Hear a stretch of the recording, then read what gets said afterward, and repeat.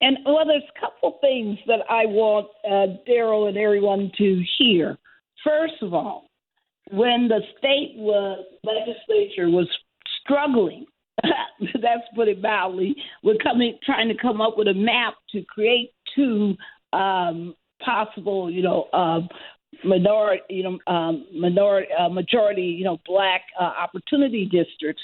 When they were working on this, these rascals were constrained by the fact that you have Steve Scalise, you have these incumbents like Michael Johnson and others who they wanted to protect.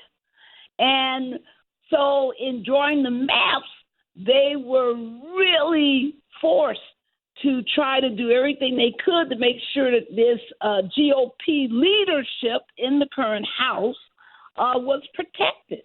And there's another way, right? Go ahead. Yeah, but there's another way of making sure that happens, and that is you revert back to House Bill 1. Right. Precisely. Which is the racist map, right? Yeah. Right, exactly. Yes. Exactly. So it all comes back to the same gameplay, right? Yes. We need to. Yes, go ahead. Thank you. I would just like to add one thing is that, of course, a lot of the argument at the district court was that this map was also drawn, like you said, to protect political incumbents. And while the state did make that argument, in the court's opinion, there's a footnote where the majority of the panel says that it's not believable that the Republican supermajority legislature in the state of Louisiana would draw a map for political reasons like this because it would impact the national balance. So even though the legislators themselves had stated this on the record, the court stated on their own that it was not believable because of this national majority issue. It's so complicated. Yes. Well, this is, as we, head into our last part of this show, let's talk more about what we do from here. What do you need from all of the people who are listening with their mouths wide open, saying, that Louisiana, what in the world? And racist maps, coming and coming and coming. I can just speak to that. And unfortunately, we're in a position again where we are just waiting from the courts. Even though this affects the voters of Louisiana, there's no amount of getting out the vote or bringing people's awareness to the issue that is going to have an impact, because at the end of the day, right now, we're just unfortunately waiting for the courts to make a decision on what map is going to be in place in the next 100 and something days for the voters of Louisiana. So people like Dr. Robinson and a lot of our other plaintiffs and community members who've been part of this litigation from the beginning have done an amazing job of educating various residents and members in the area.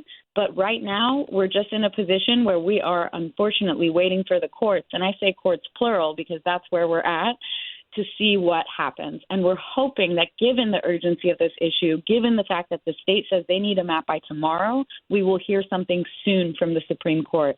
And after we know that, we will know exactly what we need to do going forward.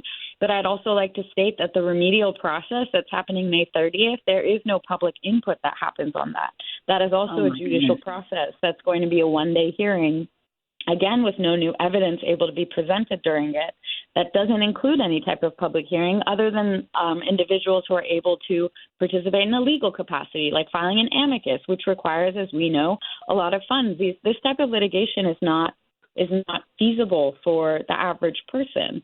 And so it's a really disheartening thing to say, especially because organizations like all of ours on the call rely on folks to be able to participate, that at this point, there's not even an ability for the public to participate like they did in 2021 in the road shows where Dr. Robinson, you were present, you spoke, you were able to have your voice heard about what your district looks like, what the map should look like.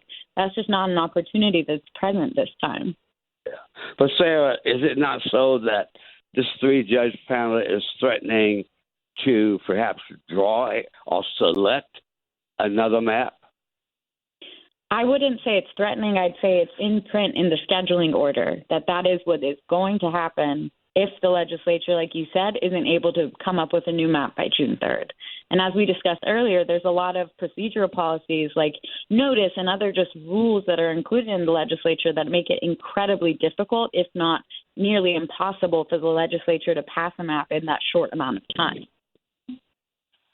But to answer your question, though, about what should we do going forward, yes, I would say to every single black person in America, in Louisiana, wherever you are, as soon as you reach the age that you can register, do so. Second thing, vote every single election, no matter how small, how large, whenever. Never miss one. Amen. And that's just so beautiful. Go ahead. And I was going to say, we talked about this before, too. If your vote didn't matter, they wouldn't be doing stuff like this to make it where you felt like your voice wasn't heard. If you didn't matter, they would just let the districts be reconfigured. Gerrymandering would not exist. None of these things are issues that we're facing would exist if our votes didn't matter. So with that said, we're fighting for marginalized communities to be respected and heard in our political system, to protect the Voting Rights Act that people have fought for years and years before we were even thought about, and to help shape future policies and outcomes for generations to come. Gerrymandering's effects are felt now. They'll be felt later if they decide to not fix the issues. And that will affect a lot of stuff that, happens in our state, in our nation. So to Dr. Robinson's point, it's to get out and vote every time that there is election, no matter if it's one thing on your ballot, to make sure that your voice is heard, to write your congressional members, and to, look, Bill Cassidy, they hear from me all the time. So does Troy Carter. He hears from me, too, about things that I feel like we need to step up on a national level about. So, just making sure your voice is heard in those ways and helping others get registered to vote. Young people, they're probably the most excited to be able to utilize that voice. If we have graduations going on right now, we could have people getting registered to vote. Tell it. I love it. And tell people how they can reach you, Sadijah Wallace. Tell people how to contact you, because somebody said, oh, yeah, I want to talk with her. Tell them, how do they reach you? Yeah, so right now I am the executive director of the Wallace Foundation. It's a nonprofit based in Baton Rouge. One of our pillars is on civic engagement and helping young people mobilize their vote. So you can reach out to me at info@wallacefoundationbr.org, or our Instagram is Wallace Foundation BR. And I'd love to get in contact with anybody who wants to get in contact with me. All right now. And our hero, oh my goodness, the hero of the hour. I can't wait to see you in person. Thank you, Dr. Press Robinson, for your years and decades of advocacy. We are just crazy about you over here at the Transformative Justice Coalition. Thank you for everything you do, sir. Can you tell our national audience how they can be in touch with you, hero? Well, the best way to get in touch with me is through my email, and that's presslrs@att.net, and I'll get that, and we'll correspond. But I just keep fighting because I realize that the fight's never over. And as everyone knows, being a lawyer is not easy, especially when you are a justice warrior fighter. and you're up against, all the powerful forces of this nation that are trying to say, we want to stay the same. We don't want to change. We want to maintain, our white political domination at all costs. We don't care if we're illegal. We'll do any trick, anything we can to stay in power.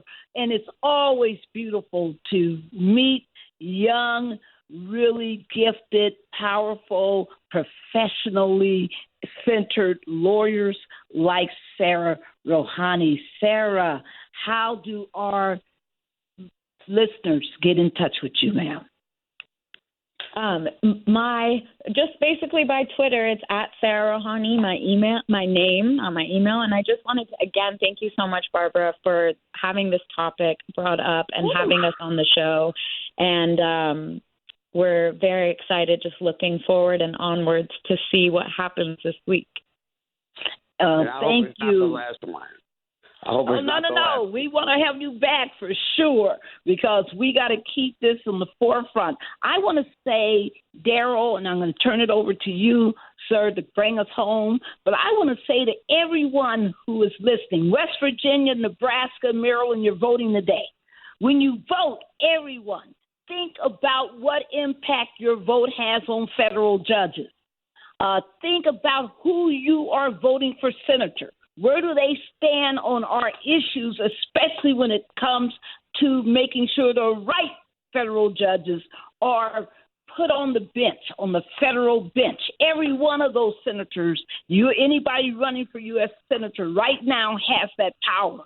So you be sure to vote with that in mind. The same when you're thinking about your state governors, because they are also making those decisions. Over to you, Daryl. Thank you, Barbara. I want to thank Dr. Press Robinson for being on the show today, as well as attorney Sara Rohani and Sadijah Wallace, our TJC alumni from 2024.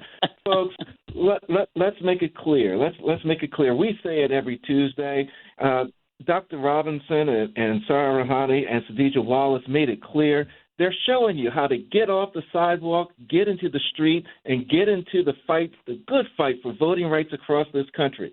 Let me tell you, if you wonder why does Louisiana matter, because you don't live in Louisiana, why should you care? Well, Dr. Robinson gave it to you best. He said that Congress is controlled by such a narrow margin right now that what happens in Louisiana could determine who sits and controls Congress, who sits and controls the policies. Folks, it's as important now than ever that you contact somebody in Louisiana, be certain that they get out to vote when their time is up to vote, and that you exercise that right to vote that you have in your community. Until next Tuesday, noon Eastern Standard Time, we encourage you to get off the sidewalks, get into the street, get in some good trouble, and we'll see you next week, everybody. Peace. Hey, peace.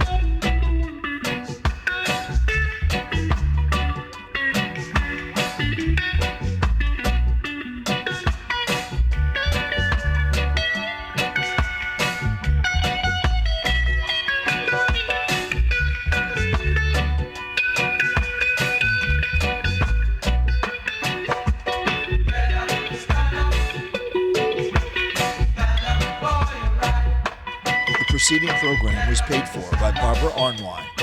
There are everyday actions to help prevent the spread of respiratory diseases. Wash your hands. Avoid close contact with people who are sick. Avoid touching your eyes, nose, and mouth. Stay home when you are sick. Cover your cough or sneeze. Clean and disinfect frequently touched objects with household cleaning spray. For more information, visit cdc.gov/COVID-19. This message brought to you by the National Association of Broadcasters and this station. News Talk 1450 and 95.9 WOL with the Carl Nelson Show. Weekdays from 6 to 10 a.m. Reverend Al Sharpton keeping it real from 1 to 4 p.m. And the Tavis Smiley Show from 4 to 7 p.m. Download our mobile app and take us everywhere you are or listen live at WOLDCnews.com. The news and issues that matter to you most from Carl WOL Washington, D.C. W240 DJ Washington. 95.9 WMMJ HD3 Bethesda.